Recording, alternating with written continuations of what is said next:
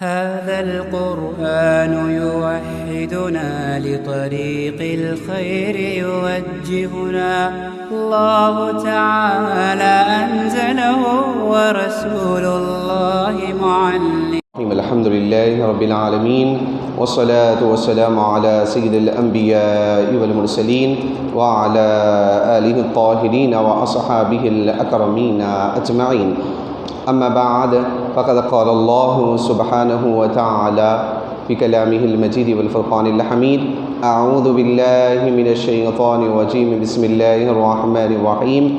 تبت يدا أبي لهب وتب ما أغنى عنه ماله وما كسب سيصلى نارا ذات لهب وامرأته حمالة الحطب في جيدها حبل من مسد. صدق الله العظيم وبلغنا رسوله النبي الكريم ونحن على ذلك لمن الشاهدين والشاكرين. وقال الله سبحانه وتعالى في عظمة حبيبه الكريم: بسم الله الرحمن الرحيم. إن الله وملائكته يصلون على النبي يا أيها الذين آمنوا صلوا عليه وسلموا تسليما.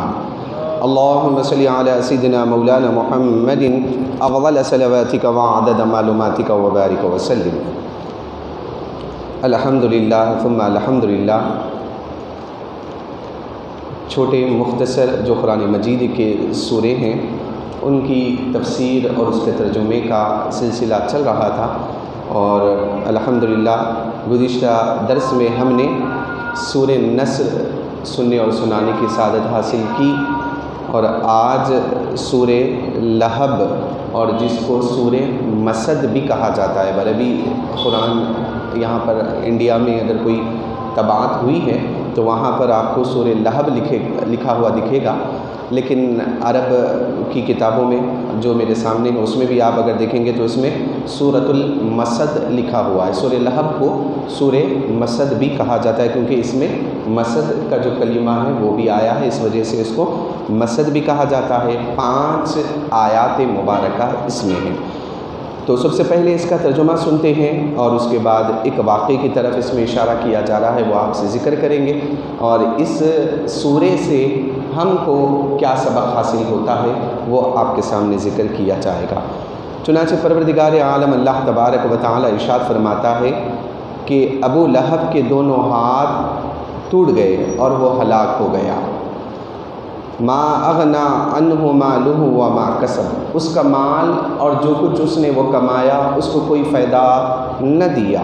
سیصلی نارا ذات لہب، ان قریب وہ بھڑکتے ہوئے شعلوں والی آگ میں داخل ہوگا. وامرأتہ حمالۃ الحطب، اور اس کی بیوی لکڑیاں اٹھانے والی ہیں. فی جیدہا حبل من مسد، اور جس کے گلے میں مسد اونٹ کے بالوں سے یا کھجور کے بالوں سے بنی ہوئی بٹی ہوئی رسی اس کے گردن میں ہے. اس کو جو ہے 5 آیتیں اس میں ذکر کی، اور اس میں اللہ تبارک و تعالی ابو لہب کے بارے میں ذکر کر رہا ہے. آپ کو معلوم ہے کہ پرائے اگر کوئی تکلیف دیتے ہیں تو اتنی زیادہ تکلیف نہیں ہوتی. قرآن مجید میں آپ اگر دیکھیں گے صرف لہب ایک کافر کے نام سے جو سورہ نازل ہوا پورے قرآن میں، تو ایک ہی لہب کے نام سے نازل ہوا ہے. اس وقت بہت سارے کفار تھے، ابو جہل بھی تھا، اور جو ہے عتبہ بھی تھا، شیبہ بھی تھا، امیہ ابن خلف تھا، بہت سارے کفار تھے. لیکن اللہ تبارک و تعالیٰ نے جو سورت نازل کی تو صرف ابو لہب کے نام سے نازل کی. کیوں کہ غیر اگر کوئی دھوکہ دے، غیر اگر کوئی نہ مانے، غیر بات کو تسلیم نہ کرے، اتنی زیادہ تکلیف نہیں ہوتی. لیکن جب اپنا ہی سب کچھ جانتے ہوئے تکلیف دے اور اس کے ہمیشہ مخالفت کرے تو بڑی تکلیف ہو جاتی ہے. اور پڑوس میں رہنے والا ابو لہب کے بارے میں آتا ہے کہ ابو لہب یہ تو حضور کا چچا تھا، حضور کا چچا تھا. اس کے نام کے بارے میں علماء ذکر فرماتے ہیں کہ اس کا نام جو تھا، اس کا ابو لہب کے بارے میں علماء نے جو ذکر کیا ہے، اس کا نام تھا عبد العزیٰ بن عبد المطلب، عبد العزیٰ بن عبد المطلب بن ہاشم. عم النبی صلی اللہ علیہ وسلم، نبی کریم صلی اللہ علیہ وسلم کا چچا تھا اور عبد العزیٰ اس کا نام تھا، چچا بھی تھا اور حضور کا پڑوسی بھی تھا، ایک دیوار کا فاصلہ حضور کے گھر سے تھا، بس حضور پڑوس میں۔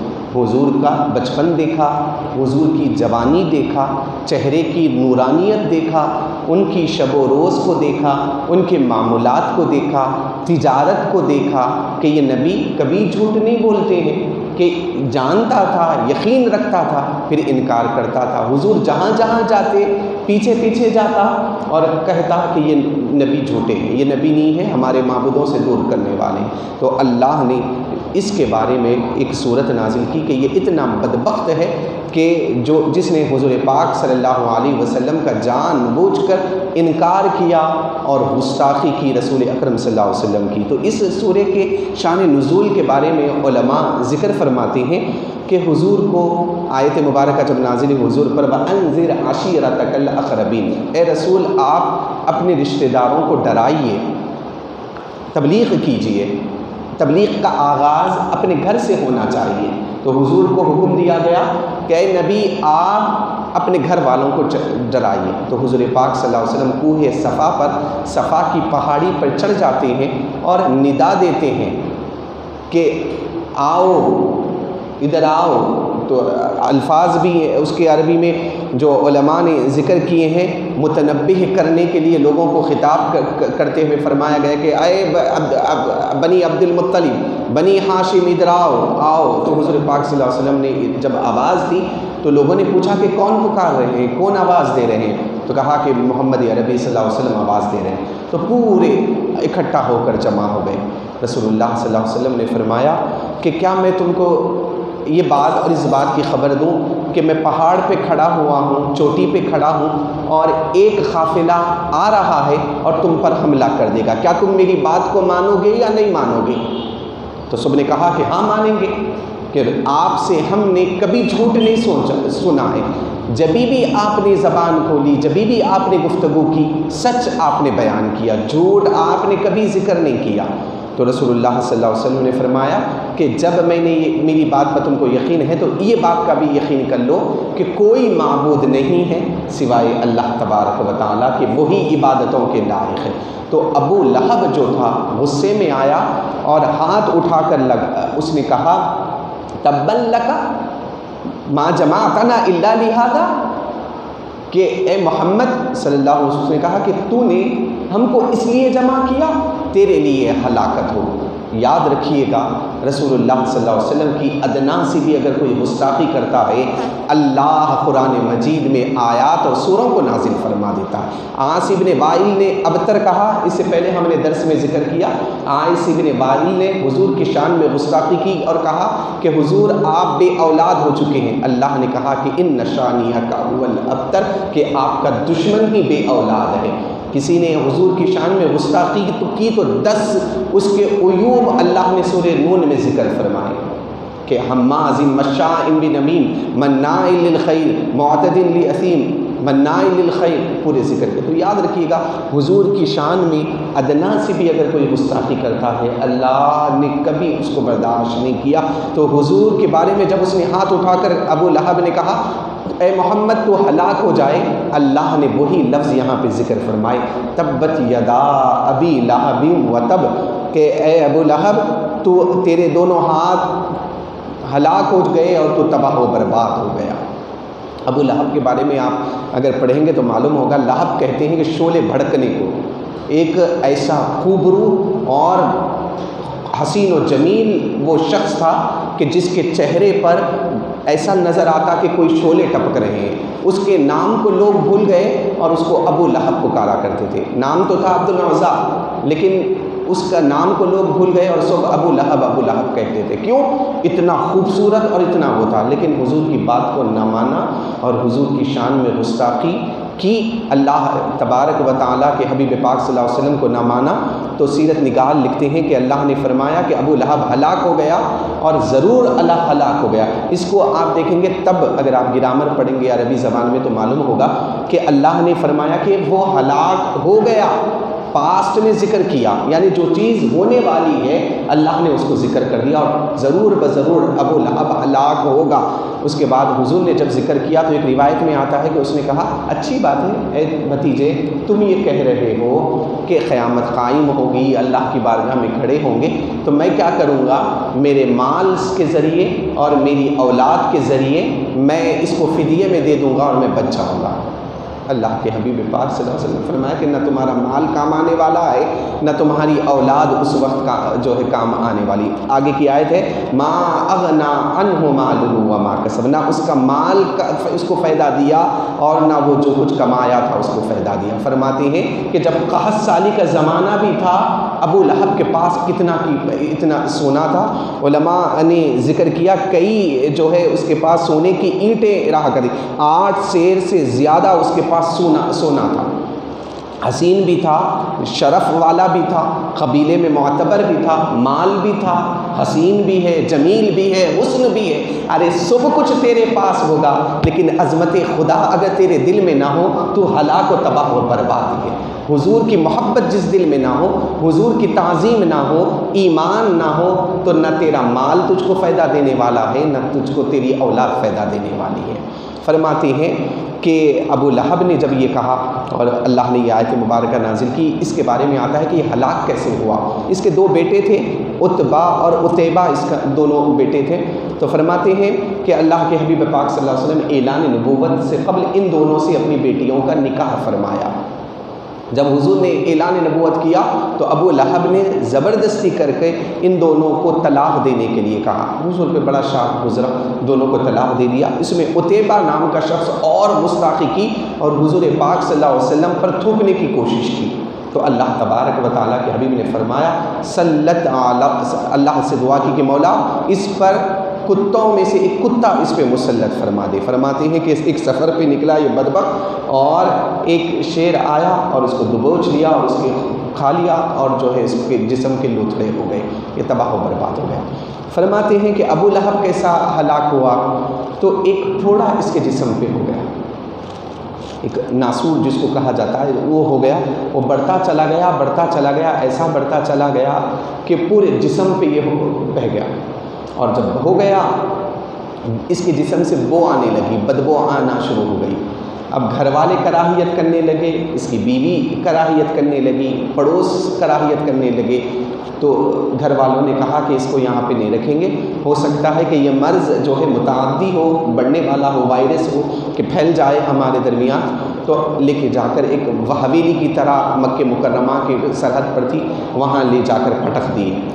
اب وہ تکلیف میں بھی مبتلا ہے، پریشانی کے بھی عالم میں ہے، اب زخم بھی بڑھتا چلا جا رہا ہے، پکار رہا ہے، لیکن نہ گھر والے اس کی مدد کو آ رہے ہیں، نہ اس کے گھر جو ہے عورت اس کے گھر قریب جا رہی ہے، اولاد بھی نہ فائدہ دینے والی ہے، نہ اس کے گھر والے کوئی فائدہ دینے والے۔ حضور کے بارے میں تبت کہا، اللہ نے دنیا میں بتا دیا کیسا ہلاک ہو گیا۔ فرماتے ہیں کہ اسی تکلیف میں وہ گھر کو چھوڑ کر، حویلی کو چھوڑ کر بازار کو آیا، وہیں پر تڑپتا وہاں پہ ہلاک ہو گیا۔ اب وہ مر گیا، اس کے جسم کو اٹھانے والے کوئی بھی نہیں ہے۔ یہ میں جو ہے بڑی بڑی کتابیں پڑھ کر میں آپ کے سامنے ذکر رہا ہوں، قرطبی ہے، مفسرین ذکر فرماتے ہیں تڑپتا ہوا مر گیا، گھر والے قریب جانے کو تیار نہیں ہیں، نہ اولاد قریب جانے کو تیار ہیں۔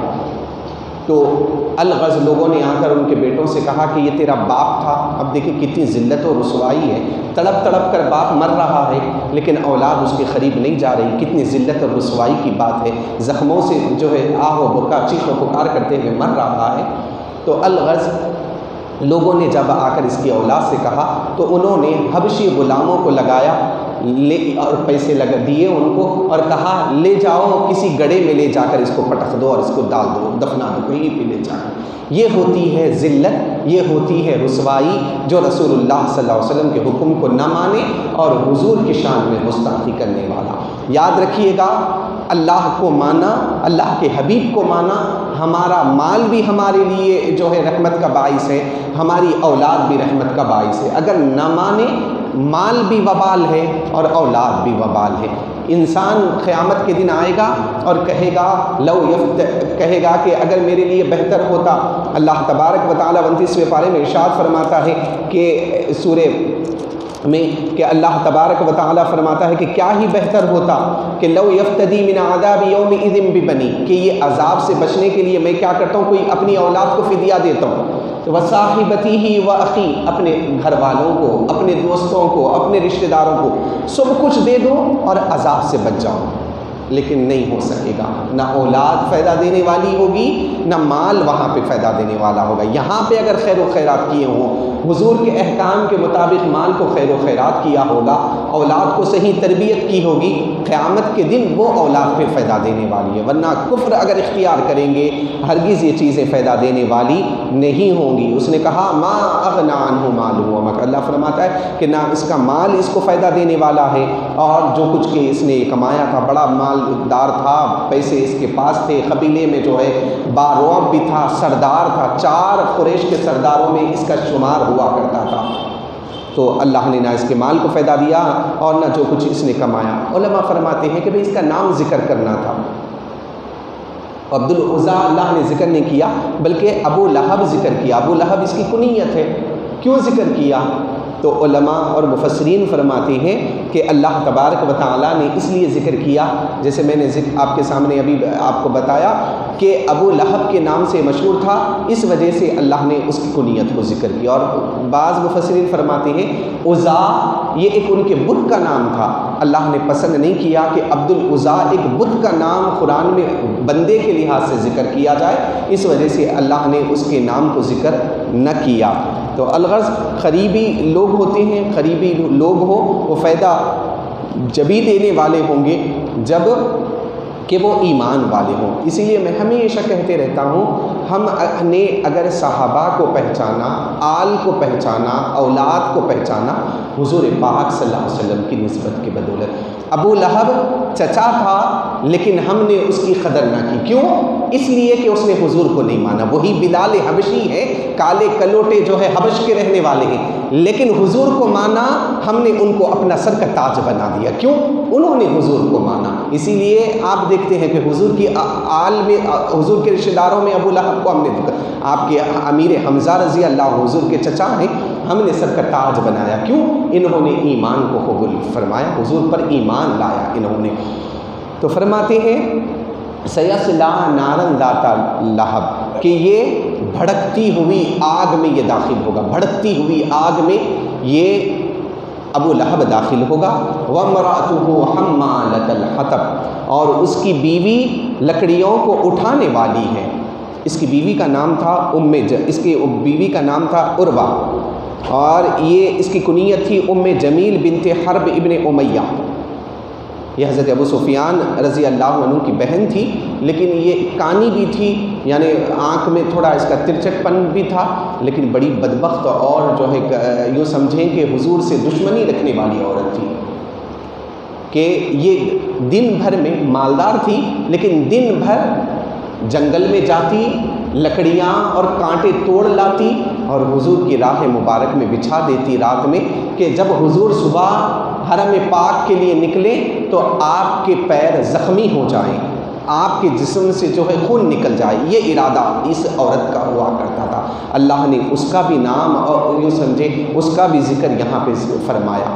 اس کے گلے میں ہار تھا اور اس نے کہا کہ میں یہ ہار حضور کو شکست دینے کے لیے میں اس کو خیرات کر دوں، کسی بھی طریقے سے حضور کو ناکام کر دوں، میں یہ بیچ کر حضور کو ناکام کر دوں، لیکن نہیں ہو سکا۔ جب یہ صورت نازل ہوئی اور اس کا ذکر یہاں پہ آیا، وہ غصے میں آئی اور اپنے ہاتھ میں کنکریاں لے کر، ہاتھ میں بہت ساری مٹی اور پتھر وغیرہ لے کے اب ڈھونڈنے لگی حضور کو۔ اب دیکھیں بڑا دلچسپ واقعہ ہے یہ، حضور کو ڈھونڈنے لگی کہ کہیں بھی حضور ملیں گے میں ان پتھروں سے ماروں گی۔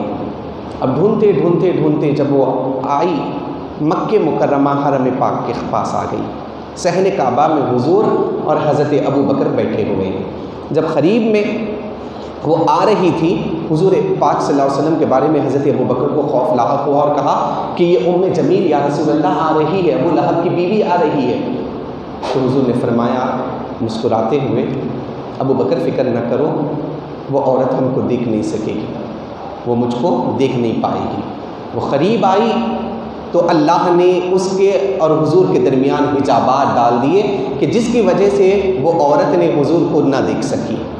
حضور کو قریب ہیں لیکن حضور کو دیکھ ہی نہیں پا رہی ہے۔ اللہ نے ذکر فرمایا 15ویں پارے میں، ہم نے حجاب بنا دیے تھے ان کے اور تمہارے درمیان، دیکھ ہی نہیں پا رہی تھی۔ تو حضرت ابوبکر سے کہا کہ تمہارے صاحب کہاں ہیں؟ وہ اشعار کی شکل میں میرے بارے میں برائی بیان کرتے ہیں۔ تو حضرت ابوبکر نے کہا کہ میرے نبی کبھی کسی کے بارے میں برائی نہیں کرتے، جو کچھ بھی کہتے ہیں سچ اور حق میرے نبی بیان فرماتے ہیں۔ حمالۃ الحطب، اور وہ لکڑیاں اٹھا کر اور کانٹے دار درخت اٹھا کر حضور کی بارگاہ میں ڈالا کرتی تھی۔ فی جیدہا حبل من مسد، کہ جس کے گلے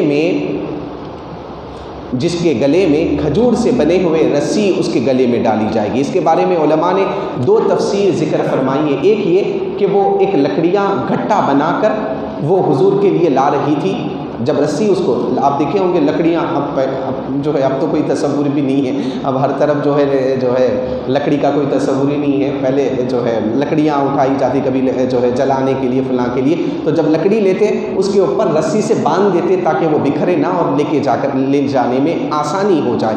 تو اس نے کیا کی، رسی سے اس گھٹے کو باندھ کر جب وہ لے کر آنے لگی تو وہ رسی جو ہے اس کے گلے کا پھندا بن گئی، اور جس کی وجہ سے وہ تڑپتے ہوئے ہلاک ہو گئی، جس کا ذکر یہاں پر ہے۔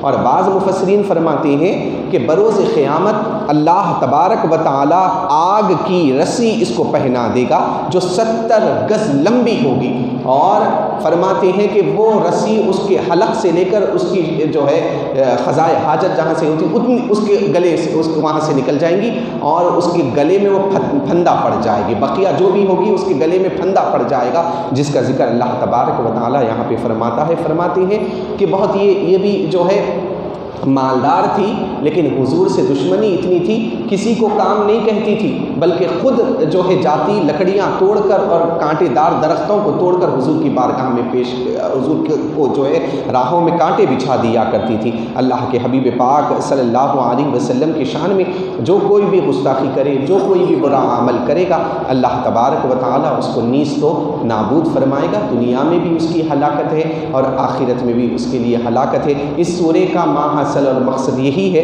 اللہ تبارک و تعالیٰ یہاں پر اس لیے اس کو ذکر فرمایا ہے کہ یاد رکھو کہ مال اور اولاد پر غرور نہ کرو، اللہ کی رضا کی خاطر اس کو استعمال کرو، اور ہماری زندگی کا ہر مقصد، زندگی کا ہر آن، ہر لمحہ، ہر ساعہ، ہر طرفہ، ہر وقت، ہر سانس اللہ کی اطاعت، حضور پاک صلی اللہ علیہ وسلم کی فرما برداری میں گزرے، ورنہ اللہ دنیا اور آخرت میں تباہ و برباد فرما دیتا ہے۔ اللہ تبارک و تعالیٰ سے دعا ہے کہ پروردگار عالم ہم سب کو کہنے سننے سے زیادہ عمل کی توفیق عطا فرمائے، کہنے والے کو عمل کی توفیق دے، سننے والوں کو عمل کی توفیق عطا فرما دے۔ قرآن پاک کی اس تفسیر کی برکت سے ہماری زندگیوں میں اجیالے اور روشنیاں عطا فرما دے، ہماری قبروں کو پر نور بنا دے، تا حد نظر پر نور بنا دے، کشادگی عطا فرما دے۔ قرآن پاک کی برکت سے ہماری زندگیوں میں پریشانیوں کا خاتمہ فرما دے، مصائب کا خاتمہ فرما دے، جائز تمناؤں کو قبول فرما دے، ایمان پر خاتمہ فرما دے، قبر میں آرام کی زندگی عطا فرما دے، حشر میں ہم سب کو حضور کی شفاعت نصیب فرما دے، جو مانگا ہے وہ عطا فرما دے، جو مانگنے سے رہ گیا ہمارے حق میں بہتر ہو وہ عطا فرما دے۔ وصلی اللہ تعالی علی خیر خلقہ محمد و آلہ و صحبہ اجمعین والحمد للہ۔